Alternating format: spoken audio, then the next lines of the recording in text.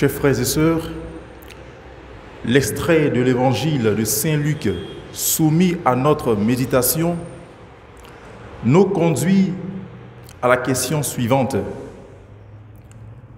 Qu'avons-nous fait de la charge que le Seigneur nous a confiée? Qu'avons-nous fait de la charge que le Seigneur nous a confiée? Cette page d'évangile attire notre attention sur le sens de notre responsabilité en tant que chrétiens. Trois différents personnages sont mis en lumière dans cette parabole de Jésus. Le maître de maison, le serviteur fidèle et le serviteur infidèle. Tous les trois ont en commun un service à accomplir. Le Seigneur leur en demandera des comptes.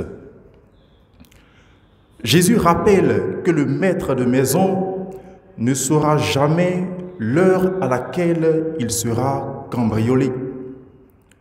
Il est impossible pour lui de se réveiller au bon moment.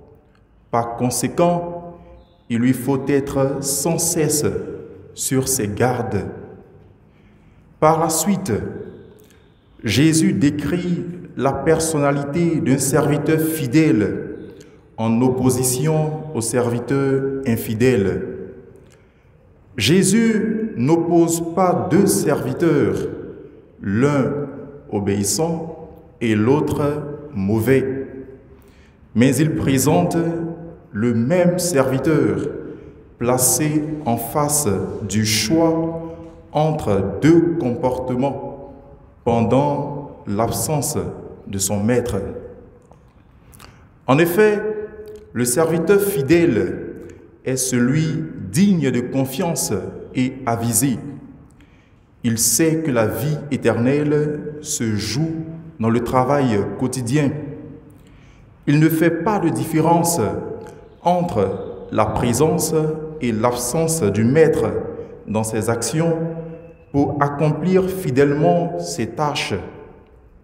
Autrement dit, la présence du maître est égale à son absence. À l'opposé, le serviteur infidèle est celui qui, prenant conscience que le maître tarde à venir, profite pour abuser de sa position d'autorité. Il agit mal, comme si le Seigneur ne devait plus revenir. Il maltraite celles et ceux qu'il était chargé de nourrir. Ne dit-on pas que ce qui est simple semble difficile lorsqu'on est aveuglé par le pouvoir de domination? Oui, chers frères et sœurs, ce qui est simple semble difficile lorsque l'homme est aveuglé par le pouvoir. Le mal finit toujours par retomber sur celui qui le fait.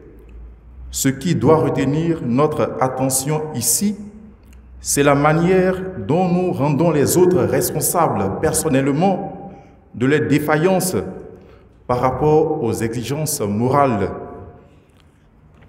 Il arrive parfois qu'en voulant défendre les biens et les valeurs morales de nos sociétés, nous en venions à une sévérité excessive dans le jugement des personnes. C'est pourquoi Jésus nous appelle à la vigilance, car ne sait-on jamais sa venue ultime.